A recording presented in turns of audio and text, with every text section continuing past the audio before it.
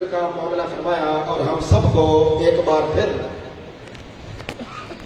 گلشن حضرت جہلمی رحمہ اللہ میں ایک دوسرے کے روبرو بیٹھنے کا شرف حاصل ہوا۔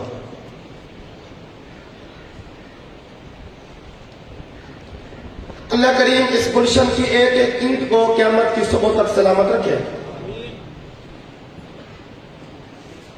اور یہاں سے اٹھنے والی ٹھنڈی ہواؤں اور خوشبوؤں کی مہک سے پورا عالم قیامت کی صبح تک معطر بھی رہے، منور بھی رہے۔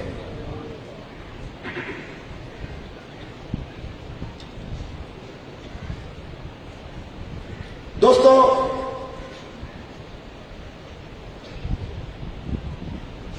سورۃ النساء میں سے ایک آیت بینہ کا پہلا حصہ ہم نے تلاوت کیا ہے اور سنا ہے۔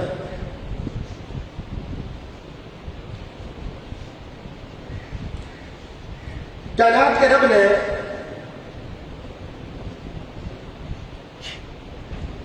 اس آیت کے پہلے حصہ میں دین کے سارے نظم کو اتنی خوبصورتی کے ساتھ بند کر دیا ہے، پرو دیا ہے کہ اگر کوئی طالب ہدایت ہو تو اس آیت کا ترجمہ، تفسیر، تشریح، تعبیر، تفہیم جاننے کے بعد عصر حاضر کے کسی فتنہ کا شکار نہیں ہو سکتا۔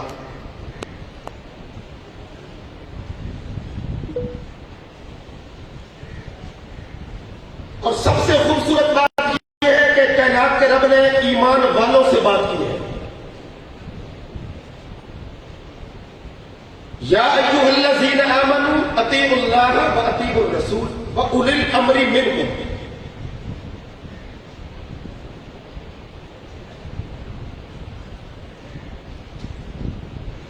بہت بڑی غلط فہمی دور کر دی۔ جب ایمان والوں کو صراط مستقیم کی دعوت دی جاتی ہے تو عام طور پہ ایک غلط فہمی دل میں پیدا ہو جاتی ہے، یہ کافروں کے پاس جا کے دین کی بات کیوں نہیں کرتے؟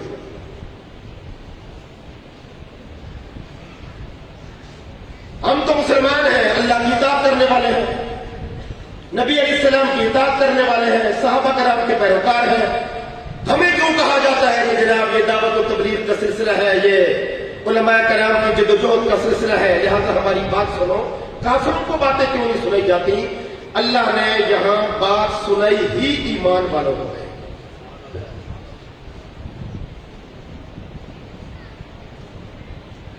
اس لیے کہ کافر کو اطاعت کی دعوت نہیں دی جاتی، کافر کو قبول اسلام کی دعوت دی جاتی ہے۔ سب سے پہلا مرحلہ ہے قبول اسلام کا، جو قبول کر لے گا تو اب اگلا مرحلہ ہے اطاعت کا۔ اطاعت کا یا عبادت کا؟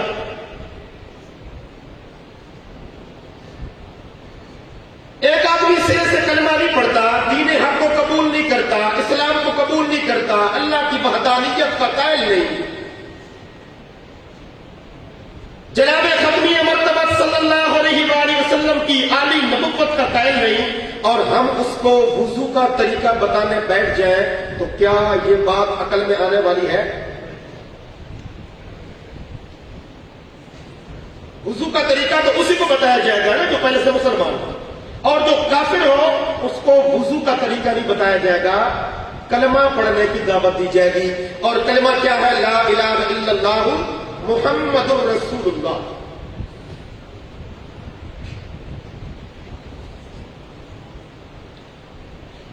اے ایمان والو،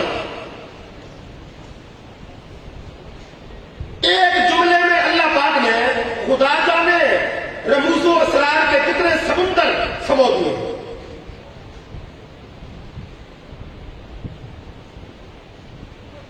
سب سے پہلی بات یہ ہے کہ مومن کہتے کسے ہیں؟ اللہ کی نظر ربوبیت میں، قرآن کی سطروں میں، پیغمبر کی منشا میں، صحابہ کی تعلیمات میں، اولیاء اللہ کے اسما میں لفظ ایمان کا مفہوم کیا ہے؟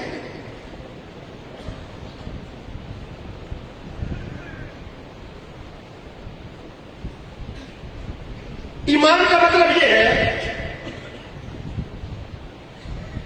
اللہ اور اس کے رسول صلی اللہ علیہ وآلہ وسلم کی کوئی بات ہم تک پہنچ جائے، یقین ہو جائے کہ یہ بات قرآن میں آ گئی یا نبی کی زبان پہ آ گئی یا صحابہ کے آثار میں آ گئی، اس کے بعد ہماری عقل میں آئے یا نہ آئے، آنکھیں بند کر کے اس کو قبول کر لینا ایمان ہے۔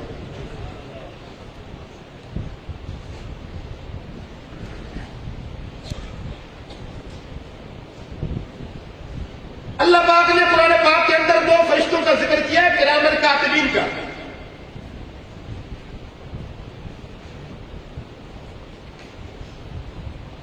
ہم میں سے کوئی مسلمان، کوئی انسان، کوئی بزرگ، کوئی عالم، کوئی ولی ایسا نہیں کہ جس نے اپنی پوری زندگی میں ان دو فرشتوں کو دیکھا ہو۔ ان دو فرشتوں سے ملاقات کی ہو۔ یہ دونوں آپس میں باتیں کرتے ہیں، تبادلہ خیالات کرتے ہیں، کبھی ان کو آپس میں باتیں کرتے ہوئے ان کی کوئی آواز ہمارے کان میں پہنچ گئی ہو؟ کیا کبھی ایسا ہوا ہے؟ نہیں نہ ہوا۔ اس کے باوجود بھی ہم کیا کہتے ہیں کہ کرامن کاتبین برحق ہے۔ کیوں؟ کرامن کاتبین یعلمون ما تفعلون۔ اللہ کے قرآن نے جب ضابطہ بتا دیا، اب ہمارے احساس میں آئے یا نہ آئے، ہمارے ٹٹولنے میں آئے یا نہ آئے، ہمارے شعور اور عقل میں آئے یا نہ آئے، جب اللہ کے قرآن نے بتا دیا، نبی کی زبان نے سمجھا دیا، صحابہ کی جماعت نے عمل کر دیا، اب آنکھیں بند کر کے اس پر اعتماد کر لینا ایمان ہے۔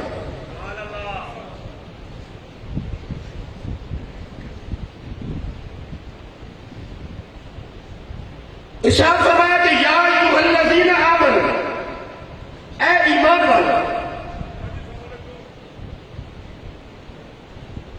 کیونکہ ایمان لانے کا تعلق دنیا کے اندر ہے، آخرت کے دن ایمان لانے کا فائدہ نہیں ہوگا، اور آخرت کے دن بے ایمان بھی کوئی نہیں رہے گا، سارے مومن بن جائیں گے۔ کیا فرعون، کیا حامان، کیا شداد، کیا ابو جہل، کیا ابو لہب، کیا عتبہ، کیا عتبہ، کیا شیبہ، پوری دنیا کے جتنے بھی بے ایمان گزرے ہیں یا موجود ہیں یا آئندہ آئیں گے، وہ سب کے سب مان لیں گے قیامت برحق ہے، اللہ کی توحید برحق ہے، صحابہ کی جماعت برحق ہے، پل صراط برحق ہے، فرشتے برحق ہیں، لیکن کیا اس وقت ماننا فائدہ دے گا؟ نہیں۔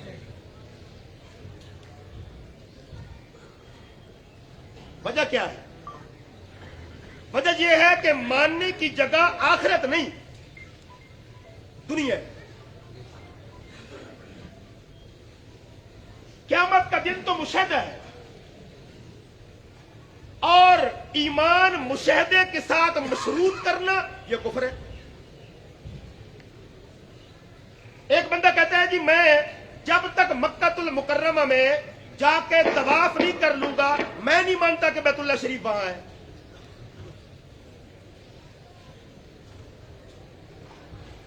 جب تک میں اپنے دائیں بائیں ان دو فرشتوں کو دیکھ نہیں لوں گا میں نہیں مانتا کہ ان فرشتوں کو کوئی وجود بھی ہے۔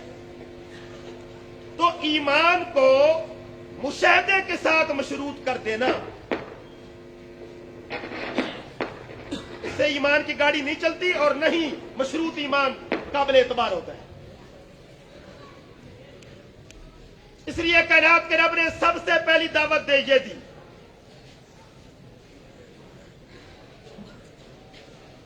دنیا کے اندر تمہارا خوبصورت تعارف، اے ایمان والو۔ اب یہاں بعض دوستوں کے دل میں وسوسہ پیدا ہو جاتا ہے، قرآن پاک کے اندر ہمیں ایمان والے کہا گیا، مسلمان کہا گیا، تو یہ اہل سنت والجماعت کیا ہوتا ہے؟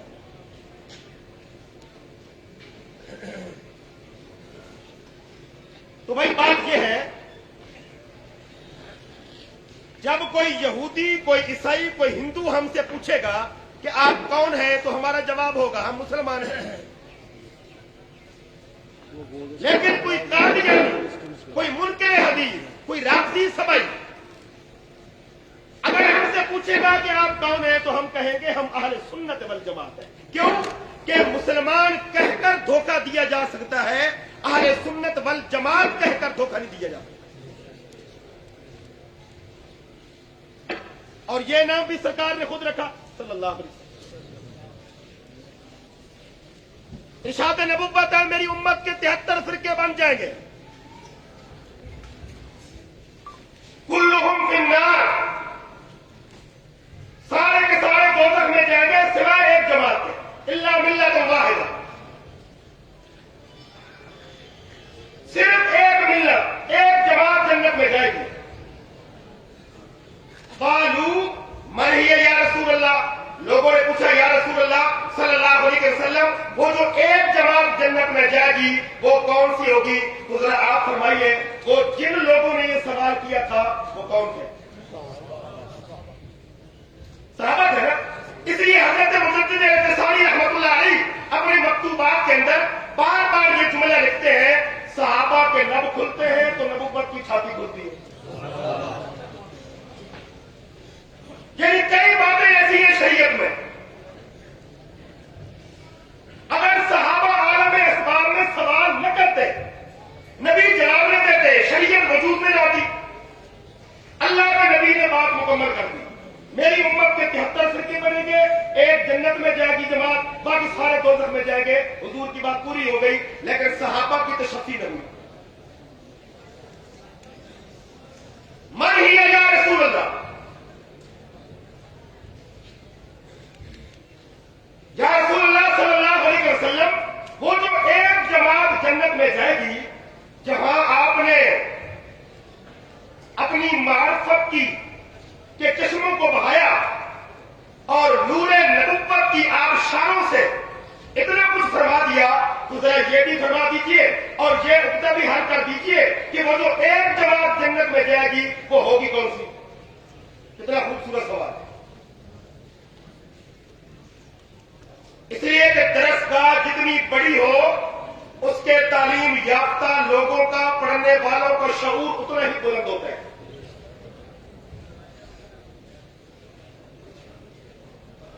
صحابہ کے دل میں کائنات کے رب نے یہ سوال ڈال دیا,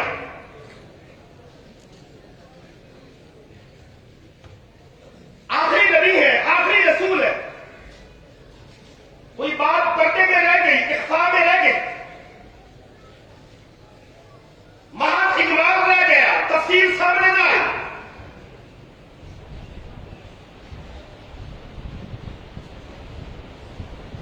تو پوچھا کہ یا رسول اللہ صلی اللہ علیہ وسلم وہ جو ایک جماعت جنت میں جائے گی وہ کون سی ہوگی؟ یہ سوال کس نے کیا؟ نبی کے صحابہ نے. اب نبوت جواب دیتی ہے ما انا علیہ و اصحابی. اگر حضور اتنے فرما دیتے کہ جو میری راہوں پر چلا وہ جنت میں جائے گا تب بھی بات پوری ہو گئی تھی کہ نہیں؟ لیکن نہیں, حضور کو پتا تھا کہ اتنی بات ہے تو ٹھیک, لیکن اس میں دجل کی راہ نکل سکتی ہے. جب میں اپنی راہوں میں صحابہ کے نقشے پا کو بیان کر دوں گا تو دجل کی ساری راہیں بند ہو جائیں گی. دیکھیے نا کون سا فرقہ ہے اسلامی, اسلامی سے مراد اپنے آپ کو مسلمان کہنے والا, کون سا فرقہ ہے جو اس بات کا اقرار نہیں کرتا کہ ہم حضور کو مانتے ہیں اور نقشہ نبوت پہ چلتے ہیں؟ سارے مانتے ہیں.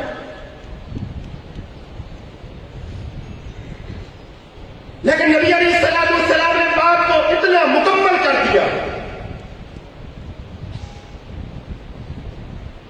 ایک ایک لفظ کی جامعیت میں بات کو اتنا مکمل کر دیا کہ اس ایک حدیث کے نور کی روشنی سے قیامت کی صبح تک آنے والے ہر زمانے کے فتنے کے اندھیرے چھٹ گئے اور حضور کا نور نبوت پوری کائنات کے آفاق میں عام ہو گیا.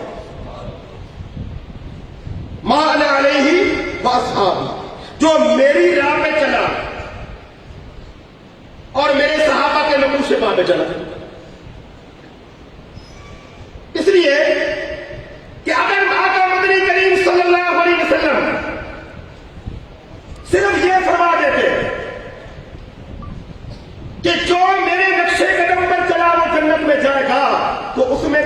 خصوصیت نبوت بھی آ جاتی ہے. کل کو کوئی بندہ بھی کہہ سکتا تھا میں یہ کام اس لیے کر رہا ہوں کہ حضور نے کیا ہے، جبکہ کئی کام ایسے ہیں جو صرف حضور کر سکتے ہیں، امت نہیں کر سکتی. اللہ کے نبی نے بتا دیا لفظ سنت کی تعریف یہ ہے جو کام میں تو کروں میرے صحابہ نہ کرے سمجھ لینا وہ میری خصوصیت ہے، اور میری اتباع میں جو کام صحابہ کر لے سمجھ لے وہ محمد کی سنت ہے. یہاں سے ہمارا نام پڑ گیا اہل سنت والجماعت. اب ہمارے بھائی وہ خامخواہ خفا ہو جاتے ہیں کہ اہل حدیث کہنے سے ذرا ہمیں خوشی ہوتی ہے. اگر آپ اپنے آپ کو اہل حدیث کہیں گے نا تو ذرا ہمارا دل بڑا ہو جائے گا. ان کی یہ خواہش ہے، اچھی خواہش ہونی چاہیے. آپ اپنے آپ کو اہل سنت کیوں کہتے ہیں؟ کسی مسلمان کا دل بڑا کرنا، کسی کا حوصلہ بڑھانا. اگر آپ یوں کہتے ہیں کہ یہ سارے اہل حدیث ہیں تو آخر اس میں حرج کیا ہے؟ یہ ان کی خواہش ہے اور ہم ان کی خواہش کا احترام کرتے ہیں کہ کوئی بات تو ٹھیک ہے. کیوں جی ہم حدیث کو مانتے ہیں کہ نہیں مانتے؟ تو حدیث کو ماننے والے اہل حدیث ہی ہوتے ہیں.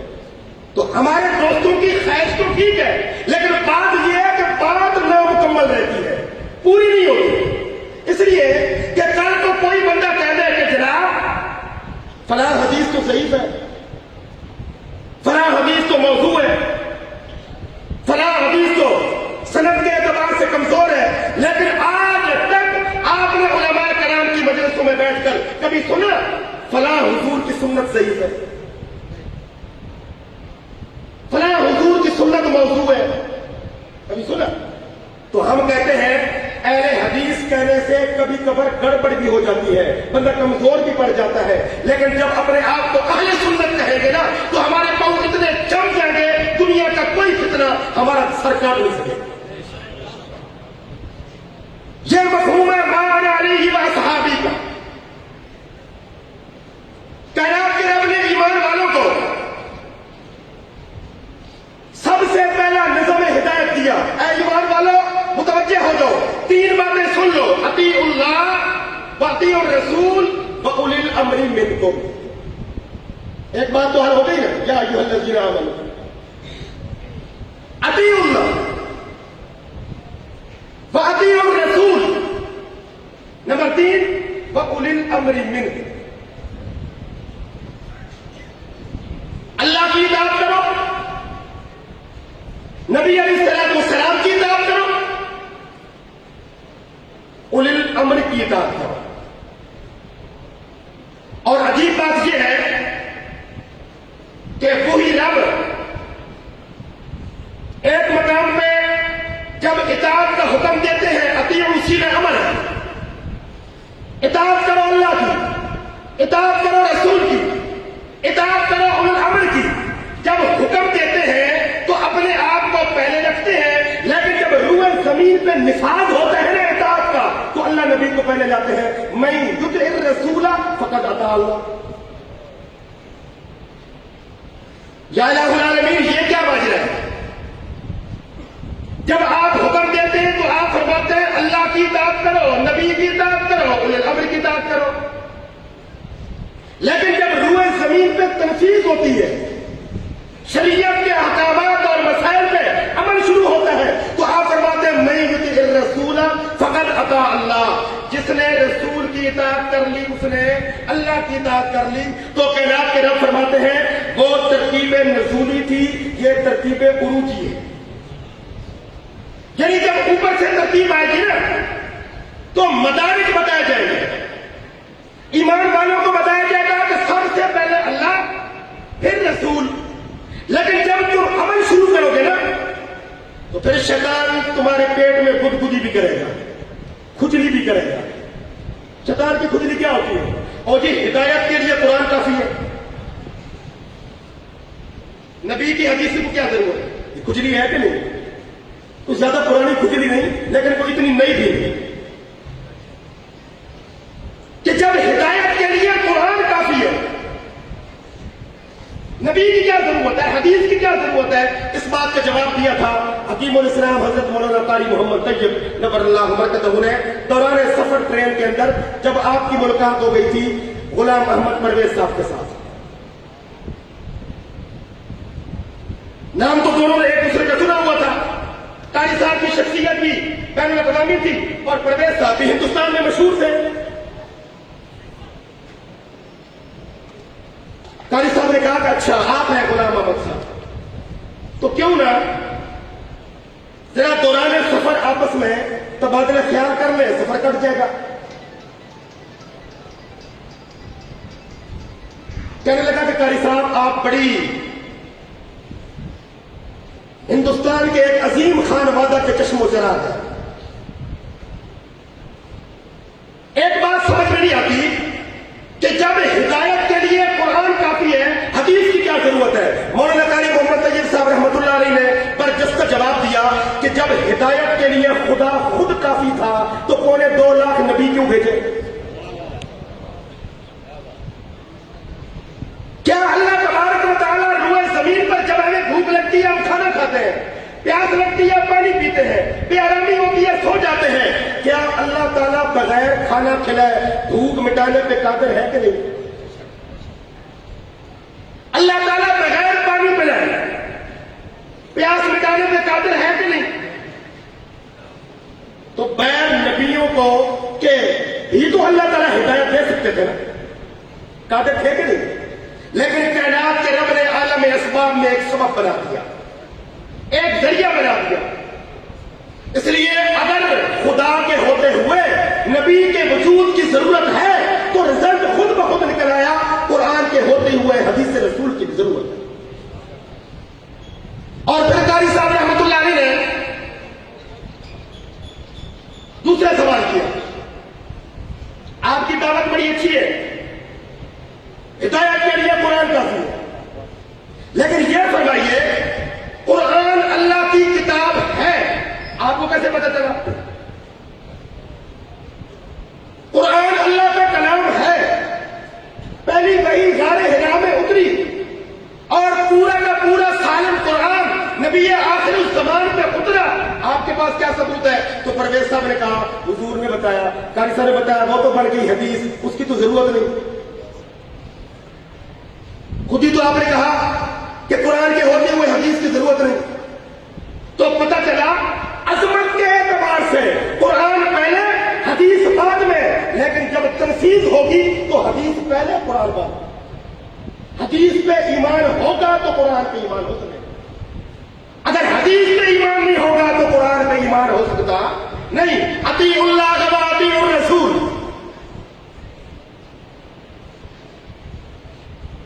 خدا جانے ہمارے بھائیوں کو یہ غلط فہمی کیوں ہو گئی کہ انہوں نے اپنے 2 اصول مقید کر دیے. وَأُولِي الْأَمْرِ مِنْكُمْ, جو تم میں سے امر کی اہلیت رکھتے ہیں, حکم کی اہلیت رکھتے ہیں, ان کی بھی اطاعت کرو. اب سوال پیدا ہوا, اللہ کی بات سمجھ میں آ گئی, نبی کا نام ذہن میں آ گیا, قرآن کا فلسفہ سمجھ میں آ گیا, حدیث کا ذخیرہ سمجھ میں آ گیا, یہ اولی الامر منکم کیا ہے؟ تو پوری امت کے فقہا کا, محدثین کا, مفسرین کا اتفاق ہے. سب سے پہلے اولی الامر منکم سے مراد وہ فقہا, وہ علماء, وہ محدثین ہیں جو قرآن کے گہرے سمندر میں غوطہ زن ہو کر قسم و قسم کے موتی نکالتے ہیں اور مالا بنا کے ہمارے گلے میں ڈال دیتے ہیں. کسی کے نام فقہ ہے. فقہ کا لفظی مطلب کیا ہے؟ قرآن کو سمجھنے کی اہلیت, حدیث کو سمجھنے کی اہلیت, قرآن کو سمجھنے کا طریقہ, حدیث کو سمجھنے کا طریقہ. قرآن کی فلاں فلاں آیت سے یہ استدلال ہو رہا ہے, فلاں فلاں موضوع سے یہ استنباط ہو رہا ہے, یہ مسئلہ ہے حلال کا, یہ مسئلہ ہے حرام کا, یہ مسئلہ ہے مباح کا, یہ مسئلہ ہے جائز کا, یہ مسئلہ ہے ناجائز کا, یہ مسئلہ ہے مکروہ کا. اگر مکروہ کا ہے تو تحریمی کی تنزیہی. یہ ساری تفصیلیں قرآن اور حدیث کے سمندر میں غوطہ زن ہو کر طلب کر کے امت کی رہنمائی کرنے والا فقیہ ہوتا ہے تو متصادم نہیں، وہ عقل کا نور ہے جس نور سے قرآن سمجھ میں آ جاتا ہے۔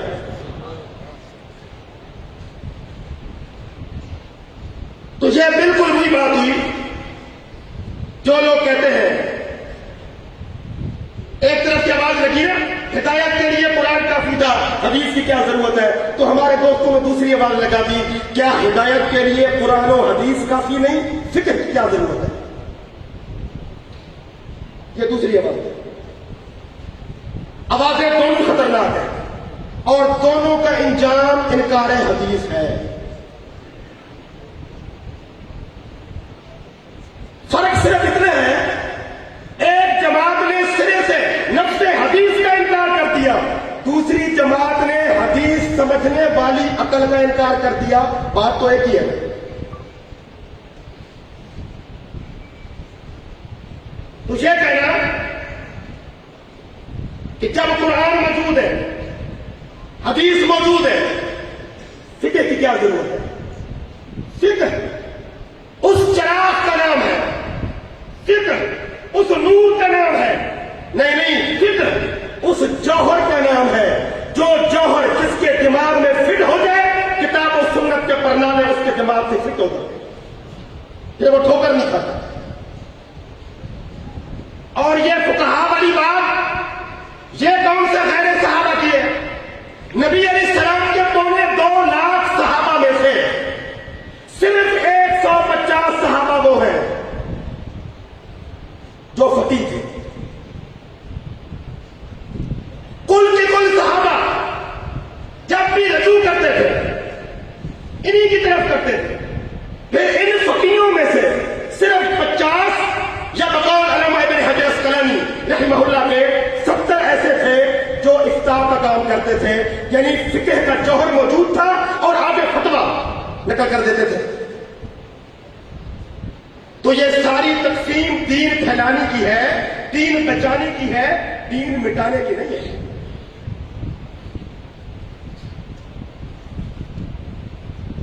اس لیے ارشاد فرمایا فَإِن تَنَازَعْتُمْ فِي شَيْءٍ، کتاب و سنت کی اطاعت کے باوجود بھی، اب یہ بڑا قابل غور امر الہی ہے، کتاب و سنت اللہ اور اس کے رسول کی صلی اللہ علیہ وسلم کی اطاعت کے باوجود بھی اگر کبھی تمہاری عقل گم ہو جائے، تمہیں بات سمجھ میں نہ آئے، فَرُدُّوهُ إِلَى اللَّهِ وَالرَّسُولِ، یہاں جو اللہ رسول آ رہا ہے اس سے مراد کیا ہے؟ قرآن اور حدیث، کیونکہ اللہ کی ذات اور اللہ کے رسول کا نام تو پہلے آ گیا، اطیعوا اللہ و اطیعوا الرسول، فردوه الى اللہ والرسول۔ جب کوئی واضح حکم قرآن میں سے تمہیں نہ ملے یا حدیث کے ذخیرے میں سے تمہیں نہ ملے یا نبوت کی صحبت میں سے تمہاری رسائی نہ ہو، تو رجوع کرو قرآن کی طرف اور حدیث کی طرف۔ تو رجوع کرنے والے جو مراجعین ہوتے ہیں، مراجعت کرنے والے، انہی کو تو مجتہد کہتے ہیں، جو اجتہاد کرتے ہیں۔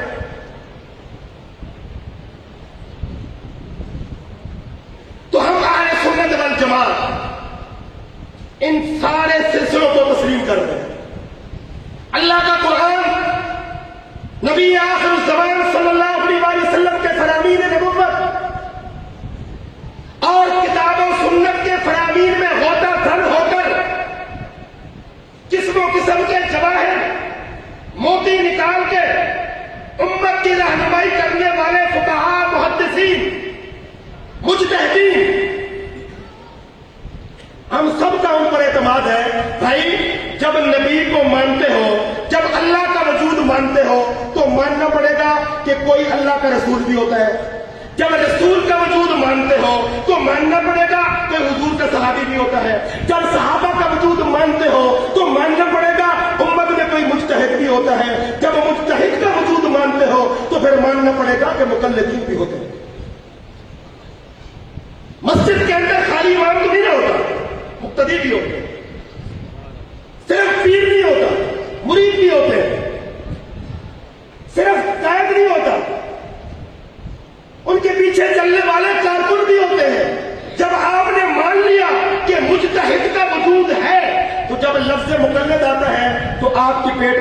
کی کیوں ہوتی ہے؟ یا تو اجتہاد کا انکار کر دیں، آپ سے مراد آپ نہیں ہے، اس لیے آپ ناراض نہ ہو، آپ سے مراد ہوئی ہے تو یہ کہتے ہیں۔ جہاں کہیں کوئی لفظ تقلید آیا، ہمارے دوستوں کی کانوں کی لبیں کب جاتی ہیں اور پریشانیوں سے سینگ نکل آتے ہیں اور آنکھیں لال ہو جاتی ہیں۔ تقلید، یہ کیا بات ہوئی؟ خدا کے بندو، ساری کائنات نبیوں کی ہے، ساری کائنات میں نبی تو نہیں ہے نا، ایک نبی ہے آخری، باقی ساری امت ہے۔ اور مکہ المکرمہ، مدینہ المنورہ، کوفہ، بغداد میں یا پورے چہار دانگ عالم میں سارے صحابہ تو نہیں ہے نا، چند ہزار صحابہ ہیں، باقی غیر صحابہ ہیں۔ جب یہ تقسیم پوری کائنات کے اندر موجود ہے اور آپ یہ بھی مانتے ہیں کہ اجتہاد بھی ہوتا ہے، اجتہاد کرنے والے مجتہد بھی ہوتے ہیں، تو پھر مان لیں اس زمین پر اگر مجتہد امام ابو حنیفہ تھے، اگر مجتہد امام مالک تھے، اگر مجتہد امام شافعی تھے، اگر مجتہد امام احمد بن حنبل تھے، تو پھر کوئی ان پر اعتماد کرنے والا مقلد بھی زمین پہ موجود ہے۔ تو پھر یہ دو رخی پالیسی کیوں؟ جب آپ پاکستان میں آتے ہیں تو کہتے ہیں جی امام ابو حنیفہ کی کوئی تقلید نہیں، لیکن جب سعودی عرب کے ریال دیکھتے ہیں تو پھر وہاں یہ بات نہیں کہتے، میٹھا میٹھا ہپ ہپ، کڑوا کڑوا، تھو تھو۔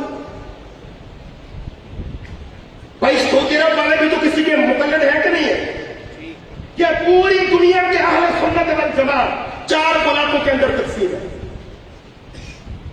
یا مسلمان حنفی ہوگا، یا مسلمان شافعی ہوگا، یا مسلمان مالکی ہوگا، یا امام احمد بن حنبل رحمہ اللہ تعالیٰ کا مقلد ہوگا، اور کہیں کہیں کوئی ایسا علامہ ابن تیمیہ جیسا یا علامہ شوکانی جیسا یا اس پائے کا کوئی عالم کہیں کہیں کوئی ایسا موجود بھی ہو تو یہ کہہ دے کہ میں چاروں میں سے کسی کی تقلید نہیں کرتا، تقلید نہ کرنے کے باوجود بھی وہ چاروں کی عظمت کا قائل ہوتا ہے، توہین وہ بھی نہیں کرتا۔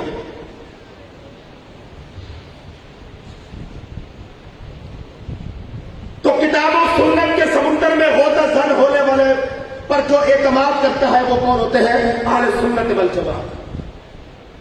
اور یہ فقہ اور فقاہت کی ترتیب امام اعظم ابو حنیفہ رحمۃ اللہ علیہ سے شروع نہیں ہوئی، یہ صحابہ کرام سے شروع ہوئی۔ دیکھیے ابو داؤد کی کتاب الطہارہ میں ایک روایت ہے، اس کا ایک چھوٹا سا جملہ سنیے۔ سرکار فرماتے ہیں انما الماء من الماء، پانی پانی سے ہے، انما الماء من الماء، نہیں ہے پانی مگر پانی سے۔ اب فقیر کی ضرورت پڑ گئی، حضور نے تو بات مکمل کر دی صلی اللہ علیہ وسلم، پانی پانی سے ہے، کیا مطلب؟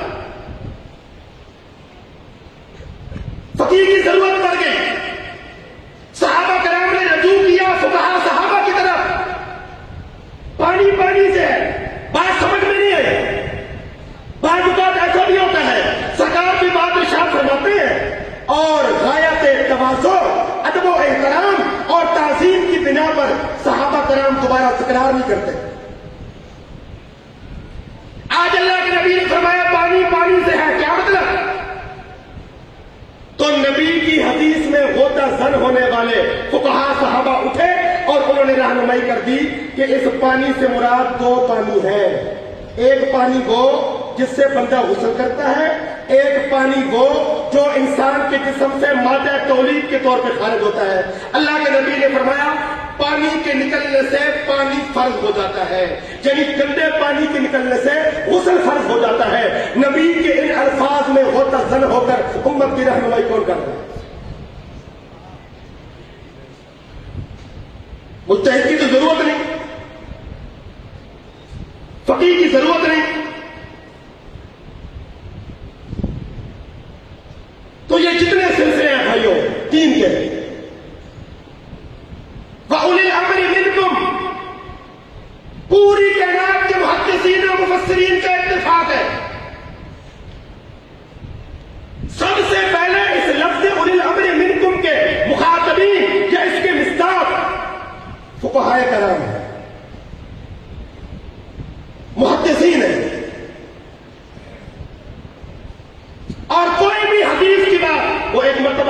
ہوئے تھے علامہ خالد محمود صاحب رحمۃ اللہ علیہ کے پاس، تو ایک صاحب آ گئے، وہ ذرا موٹے تازے تھے کافی. انہوں نے کی بات پوچھی، اہل حدیث مسلک کے تھے. انہوں نے کی بات پوچھی، علامہ صاحب نے ایک حدیث پڑھی تو وہ کہنے لگے کہ یہ حدیث تو ضعیف نہیں. علامہ صاحب نے فرمایا حدیث کتنی بھی ضعیف ہو آپ سے زیادہ صحت مند ہوتی ہے. آج کل بھی لوگ کہتے ہیں کہ یہ حدیث تو ضعیف نہیں. بھائی آپ خود کتنے توانا ہیں، آپ خود کتنے صحت مند ہیں، آپ کا علمی قدقات کتنا ہے؟ کیا آپ اس پائے کے ہیں کہ آپ حدیث کی اسناد میں بحث کر سکے؟ یہ کام تو ہونے سے ہو گئے، اب تو اعتماد کا دور ہے. یہ سارے کام ہو چکے ہیں، اب یہاں سارے راستے صاف ہو گئے. توجہ ہے جی؟ اطیعوا اللہ واطیعوا الرسول، اطاعت کرو اللہ کی، اطاعت کرو رسول کی. وَأُولِي الْأَمْرِ مِنْكُمْ، تم میں سے جو امر کی اہلیت رکھتے ہو ان کی اطاعت کرو. تو پہلے نمبر پر مصداق ہے فقہا، پھر مصداق ہے وہ مملکتیں، حکومت چلانے والے بادشاہ جو شریعت کی اتباع کرتے ہیں. یہ بھی شرط ہے. تو یہاں آ کے ہمیں ایک اور فرقے سے پالا پڑ گیا، اور جی بَأُولِي الْأَمْرِ مِنْكُمْ سے مراد 12 امام ہے.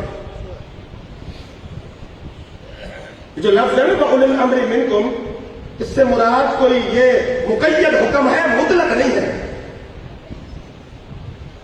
ہم سنیوں کا سارا زندگی یہی حساب رہا، ایک سے جان چھٹتی ہے دوسرا گلے پڑ جاتا ہے. گھوم گھما کے ہم کہنا ماتے ہیں تو جہاں بھی کوئی نہ کوئی گلے پڑ جاتا ہے. خدا کے بندو، جس دین کو بچانے کے لیے، جس دین سے استنباط اور استدلال کرنے کے لیے کائنات کے رب نے امام ابو حنیفہ جیسا دماغ پیدا کیا، مجدد الفسانی جیسا شعور پیدا کیا، انور شاہ کشمیری جیسا علم والا پیدا کیا، حسین احمد مدنی جیسا متقی پیدا کیا، کیا اس دین کو بچانے کے لیے اب یہ مرزا ٹائپ لوگوں کی ضرورت پڑتی؟ اس لیے کچھ آپ ہی لوگوں کو مشہور کر دیتے ہیں. مداری کی ڈگڈگی میں جان بندر کے ناچنے سے نہیں پڑتی، تماشبین کی تالی بجانے سے پڑتی ہے. لوگ بندر لے کے آ جاتے ہیں، آپ اکٹھے ہوتے ہیں، تالی بجاتے ہیں، وہ مشہور ہو جاتا ہے. اس لیے آج یہ بھی عزم کر کے جائے کہ مداریوں، جتنے بھی مداری بندر لے کر آئیں گے، ہم سنیوں کے پاس ٹائم نہیں ہے کہ ہم تماشبین بن کر وہاں تالی بجائیں، ان کو مشہور نہ کریں. ہر بندے کے ساتھ مکھن نہیں لگایا جاتا. یہ بھی دین کی توہین ہے.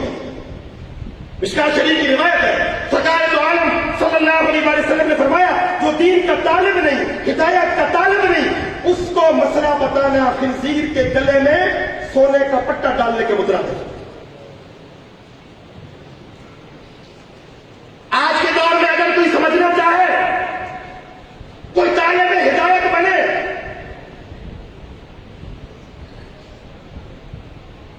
کون سا شہر ہے کہ جہاں علماء نہیں بستے؟ کون سا شہر ہے کہ جہاں روحانی تربیت کرنے والے، اپنے سالکین کی رہنمائی کرنے والے مرشد کامل موجود نہ ہو؟ لیکن بھائیوں بات یہ ہے، ہم خود دین کو سمجھنا نہیں چاہتے، اور جب سمجھنا نہیں چاہتے نا تو اپنے گھر میں بیٹھ کے کہتے ہیں وہ جی سمجھ نہیں آتی، کوئی کچھ کہتا ہے، کوئی کچھ کہتا ہے. تو آپ بتائیے کیا قبر میں یہ عذر بیان کرنے سے مصیبت ٹل جائے گی؟ ہم مارکیٹ میں جاتے ہیں روزانہ تازہ سبزی لینے کے لیے، 4-4 5-5 دکانوں پہ گلی سڑی سبزیاں ہوتی ہیں، اور 5ویں 6ٹھی دکان پہ جا کے ہمیں مقصد کی سبزی مل جاتی ہے. مارکیٹ کے اندر ایک ایک چیز کی 10-10 ورائٹیاں موجود ہیں، ہمیں مقصد کی چیز مل جاتی ہے. بھائی 2 نمبری میں 1 نمبر کپڑا آپ کو مل جاتا ہے، گلی سڑی سبزیوں میں تازہ سبزی آپ کو مل جاتی ہے. ایک حضور کا دین ہی رہ گیا جو آپ کو ملتا ہی کہیں سے نہیں. اس کا مطلب ہے ہم سمجھنا نہیں چاہتے، ہم خود تماشبین ہیں.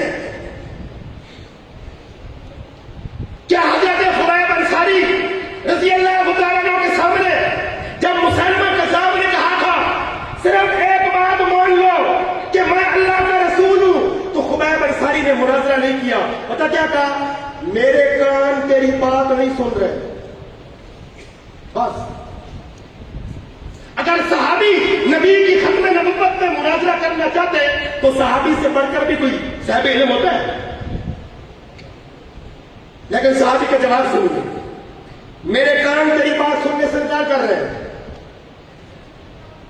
مجھے کوئی سمجھ نہیں آ رہی آپ کیا کہہ رہے ہیں. تو ہم بھی اعتماد کریں اپنے بڑوں پر. اے ایمان والوں اطاعت کرو اللہ کے رسول صلی اللہ علیہ وسلم کی. وَأُولِي الْأَمْرِ مِنْكُمْ. او جی یہ اولی الامر منکم سے مراد جو ہے نا 12 امام ہے. اور ساتھ ہی کہا جی قرآن محرف ہے. اچھا یہ ایک سلامت لگی تھی بس باقی سارا محرف ہے. جو آپ کے کام کا لفظ تھا وہ سلامت رہ گیا. ایک طرف کہتے ہیں جی قرآن سلامت نہیں ہے. جب قرآن سلامت نہیں تو یہ آیت کیسے سلامت رہ گئی؟ آپ کو شعور کیسے مل گیا؟ آپ کو تفسیر اور تفسیر کیسے مل گئی کہ اس سے مراد 12 امام ہیں؟ یہ سب عصر حاضر کے ٹھکوسلے ہیں. کہہ دو جو مجتہدین امت نے کتاب و سنت کی روشنی میں اس امت کی رہنمائی کرتی ہے ہم اس پر اعتماد کرتے ہیں. ہمیں اس پر یقین ہے. اور یقین کا مطلب اب جب ہم یہ بات کریں گے نا تو ایک اور سکہ کھڑا ہو جائے گا. تو کچھ جان تو نہیں نا چھٹنی. وہ پتا کیا کہے گا؟ اوہو اچھا اس کا مطلب ہے آپ تقلید جامد کر رہے ہیں. جس طرح دہی جمائی جاتی ہے نا وہ سمجھتے ہیں شاید تقلید بھی کوئی دہی ہے جو جمایا جاتا ہے. آپ تقلید جامد کر رہے ہیں. آپ عقلوں پہ پابندی لگانا چاہتے ہیں. آپ اجتہاد کا دروازہ بند کرنا چاہتے ہیں. نہیں نہیں نہیں نہیں. اجتہاد کا دروازہ اگر کھلا رکھا ہے تو فقہ حنفی نے کھلا رکھا ہے. اس لیے کہ ہم اجتہاد فی المسائل کے اجراء کے قائل ہیں. اجتہاد مطلق کا دروازہ بند ہے. اجتہاد فی المذہب کا دروازہ بند ہے. دیکھیے نا یہ اتنے عوام جامعہ عرفیہ میں آ گئے اور منتظمین نے بڑا گیٹ بند کر دیا, چھوٹا گیٹ کھول دیا. تو کیا کہا جائے گا؟ بڑا گیٹ بند ہے, چھوٹے گیٹ سے آتے جائیں تو راستہ تو کھلا ہے نا. ہم کہتے ہیں مطلقاً اجتہاد کا دروازہ بند ہے. کوئی شر پسند اندر داخل ہو کر نیا مذہب قائم نہیں کر سکتا. چھوٹے دروازے کھلے ہیں. آؤ شریعت کے مسئلے سے منہ حاصل کرو. اس لیے فرمایا فَإِن تَنَازَعْتُمْ فِي شَيْءٍ, اللہ اور اس کے رسول صلی اللہ علیہ وآلہ وسلم کی کامل اتباع اور کامل اطاعت کے بعد بھی اگر کوئی تمہارے دماغ کے اندر عقدہ وار ہوتا ہو, کسی مسئلے تک رسائی نہ ہوتی ہو. ایک بات یاد آ گئی. ابھی اسی زمانہ میں ہمارے ایک عالم دین گزرے ہیں. اللہ نہ کرے آپ کا وقت ختم ہو چکا ہے. اللہ ہماری عمر میں برکت دے. آپ دعا کیا کریں. آپ بھی ہمیں مارنے میں تلے ہوئے. ہاں تقریر مراد یہ ہے کہ تقریر کا ٹائم ختم ہو. اللہ بس آخری بات سن لیں. ہمارے ایک عالم دین گزرے ہیں مولانا مفتی رشید احمد لدھیانوی کی کراچی میں. وہ فرض نماز کے بعد اجتماعی دعا کے قائل نہیں تھے. بات سننے والی. لاہور کے اندر ان کا کسی عالم دین سے تحریری مباحثہ ہو گیا. لاہور والے عالم دین کہتے تھے کہ جائز ہے, گنجائش ہے. وہ فرماتے تھے کہ گنجائش نہیں ہے. علم کا اختلاف تھا وہ ہو جاتا ہے. یہ جو علم کا اختلاف ہے نا اس میں بھی چنگاریاں پتہ کون ڈالتا ہے؟ آپ ڈالتے ہیں. مولانا مستعار توفیق فرمایا کرتے تھے لاکھوں بٹیرے جنگل میں پھرتے ہیں نہیں لڑتے, جو بٹیرا آپ کا یار بن جائے وہ لڑاکا بن جاتا ہے. آپ بھی تھوڑا کام گرم کرتے ہیں. اور جی ہمارا مناظر اعظم آ رہا ہے, ہاں دیکھنا جی پھٹے تک دے گا, تو آپ اس طرح کام کو نا ٹھنڈا رکھا کریں. اختلاف تو ہو جاتا ہے اہل علم میں. مولانا مفتی رشید احمد صاحب نے کہا کہ میں آپ کے ساتھ مباحثہ کرنا چاہتا ہوں آمنے سامنے.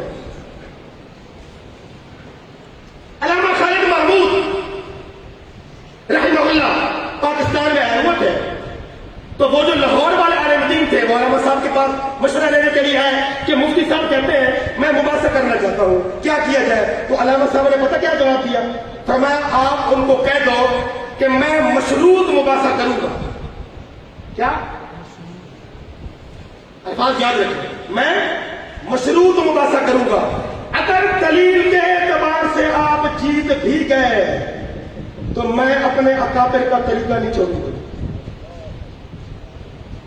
دلیل کے اعتبار سے جب دو بندے آپس میں بات کرتے ہیں تو ایک کا علم، ایک کی دلیل کمزور بھی ہو جاتی ہے، فرد کی کمزوری مسلک کی کمزوری نہیں ہوتی، فرد کی کمزوری ایمان کی کمزوری نہیں ہوتی، فرد کی کمزوری جواب کی کمزوری نہیں ہوتی، فرد کا نقص اور عیب مذہب کا عیب نہیں ہوتا۔ تو علامہ صاحب نے فرمایا آپ ان کو لکھ کے دے دیں کہ میں مباحثہ کرتا ہوں، لیکن دلیل کے اعتبار سے اگر آپ غالب آ گئے تو بھی میں آپ کی بات ماننے کا پابند نہیں ہوگا، پابندی میں انہی کی پر کروں گا جو علماء اہل سنت اور اکابرین علماء دیوبند، کیونکہ میری دلیل کمزور ہو سکتی ہے، علامہ انور شاہ کشمیری کی دلیل کمزور نہیں ہے۔ تو اعتماد بھی کوئی چیز ہے۔ تو میرے بھائیوں، اس غیر گزرے دور میں اللہ پاک نے ہمیں بڑے خوبصورت لوگوں کے ساتھ وابستہ کیا۔ قائد اہل سنت حضرت مولانا قاضی مظہر حسین نبر اللہ آج مرنے کے بعد بھی اللہ پاک نے ان کا نام سلامت رکھا ہے۔ تحقیق کی بازی ہو تو شرکت نہیں کرتا، وہ کھیل مریدی کا تو ہٹتا ہے بہت جلد، تعویل کو یہ تو نظر آ جاتا ہے اور جی فلاں صاحب کی یوٹیوب پہ بڑی تقریریں پڑی ہوئی ہیں، بڑی زبردست اس کی ویڈیو بنتی ہے۔ حق کا معیار یہی ہے، جس کی ویڈیو زیادہ بنے حق کا معیار یہی ہے۔ حق کا معیار یہ ہے حق والا مر بھی جائے مخلوق کے دلوں میں زندہ رہتا ہے۔ کہاں گیا ابو جہل، کہاں گیا ابو لہب، اتبا شیبہ، نام زندہ ہے تو صحابہ کا زندہ ہے۔ کہاں گیا مسلمان کا صاحب، نام زندہ ہے تو امام اعظم ابو حنیفہ کا زندہ ہے۔ کہاں گیا علامہ باقر مدرسی، کہاں گیا قاضی نور اللہ شوستری، نام زندہ ہے تو شیخ مجدد الفسانی کا زندہ ہے۔ نام زندہ ہے تو اکابرین دیوبند کا، قاسم العلوم والفیوزات مولانا محمد قاسم نانوتوی کا زندہ ہے۔ حق والوں کی نشانی ہوتی ہے مرنے کے بعد بھی خدا کی مخلوق کے دل میں زندہ رہتے ہیں۔ اور ہمارے اکابرین اہل سنت، قائد اہل سنت مولانا قاضی مظہر حسین رحمت اللہ علیہ نے ہمیں بڑا خوبصورت نعرہ دیا اور اس نعرے میں سارا کچھ ہی بند کر دیا، بس وہ سن لیں۔ وہ نعرہ کیا ہے؟ خلافت راشدہ۔ اس میں کوئی الجھن ہے؟ قرآن پاک کی روح سے، عبارت النص اور اشارت النص سے اگر خلافت موعودہ کا اطلاق ہوتا ہے تو کتنوں پہ ہوتا ہے؟ 4 پہ ہوتا ہے۔ اس میں کوئی بھول بھلی ہے؟ اس میں کوئی پریشانی ہے؟ لیکن اس کے باوجود بھی جب آپ نعرے لگا کے بیٹھ جائیں گے نا تو کئی دوست آپ کو مل جائیں گے، اوہ 4 تو حق باقی سارے جھوٹے، تو کوئی جان نہیں بچنی نا۔ وہ جی 4 تو حق باقی سارے جھوٹے۔ وہ اللہ کے بندو، ساری آسمانی کتابیں برحق ٹھیک نہیں، تمام آنے والے انبیاء اپنے اپنے وقت میں برحق تھے کہ نہیں، لیکن اسلام کیا کہتا ہے؟ قرآن کو آخری کتاب مان لو، پچھلی ساری کتابوں پر خود بخود ایمان ثابت ہو جائے گا۔ آخری نبی کو مان لو، کلمہ پڑھ لو، پچھلے تمام نبیوں کی نبوت پر تمہارا ایمان ثابت ہو جائے گا۔ ہمارے بزرگوں نے طویل مطالعہ، طویل مشاہدات، طویل مجاہدات کے بعد یہ اخذ کیا ہے کہ چاروں کی خلافت کو مان لو، 2.25 لاکھ صحابہ پر تمہارا ایمان بچ جائے گا۔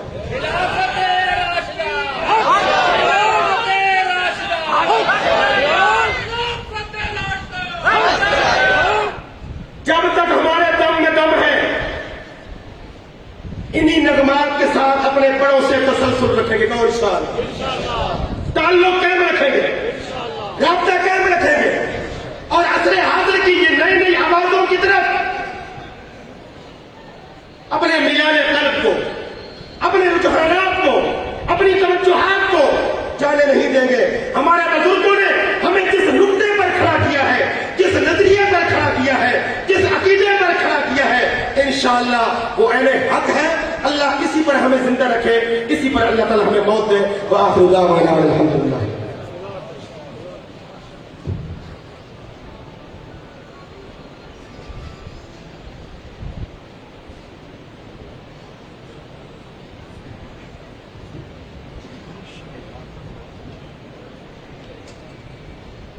انتہائی محققانہ اور مدلل گفتگو فرما رہے تھے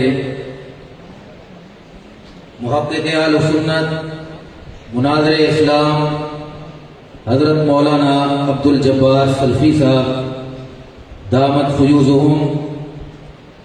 ابھی چند لمحوں میں ہی اسٹیج کی زینت بنیں گے قائد اہل سنت وکیل صحابہ حضرت مولانا قاضی مظہر حسین صاحب رحمۃ اللہ علیہ کے روحانی جانشین پیر طریقت رہبر شریعت شیخ الحدیث حضرت مولانا حبیب الرحمن سومرو صاحب دامت فیوزہم.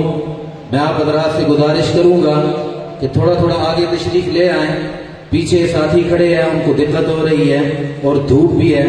تھوڑی تھوڑی ہمت کر کے آگے تشریف لے آئیں, ساتھیوں کو بیٹھنے کے لیے جگہ مل سکے.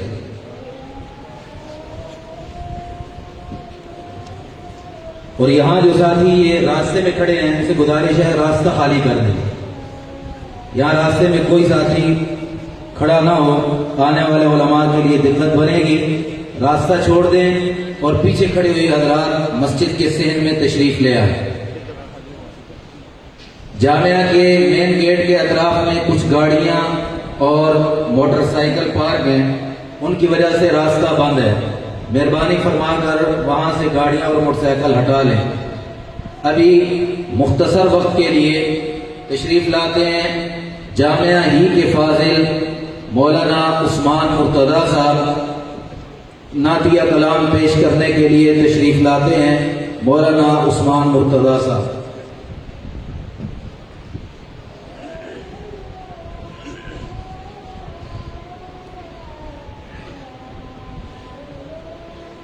السلام علیکم ورحمۃ اللہ وبرکاتہ. تمام احباب سے گزارش ہے درود پاک پڑھ لیں, کوئی بھی زبان خاموش نہ ہو. اللہم صلی علی سیدنا مولانا محمد وعلی آل سیدنا.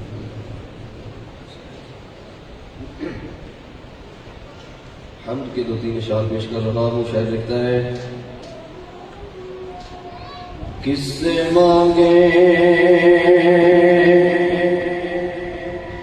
کہاں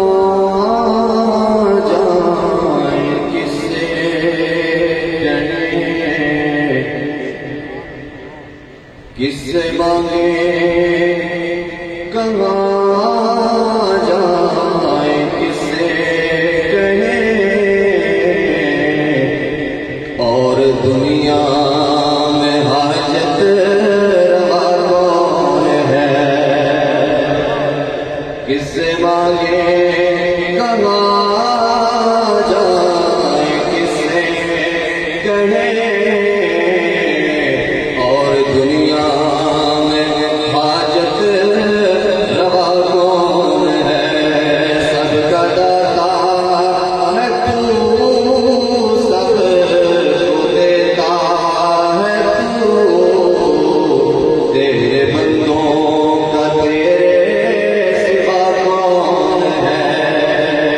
سب کا داتا ہے تو, سب کو دیتا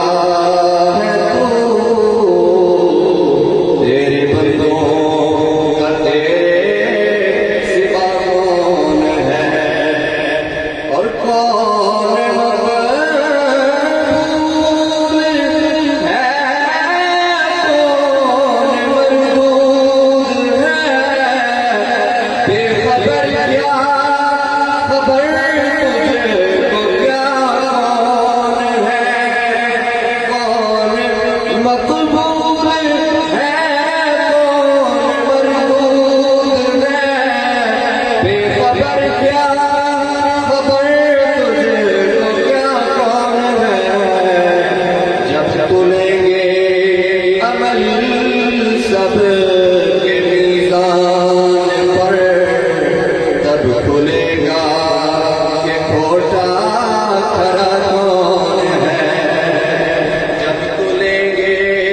عمل سب کے میزان پر تب کھلے گا یہ کھوٹا ہرا کون ہے اس سے مانگے کہاں جائے کس سے کہے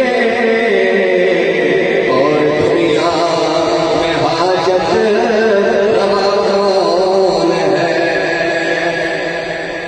اور کون سنتا فریاد مظلوم کی کس کے ہاتھوں میں کنجی ہے مقصود کی رزق پہ کس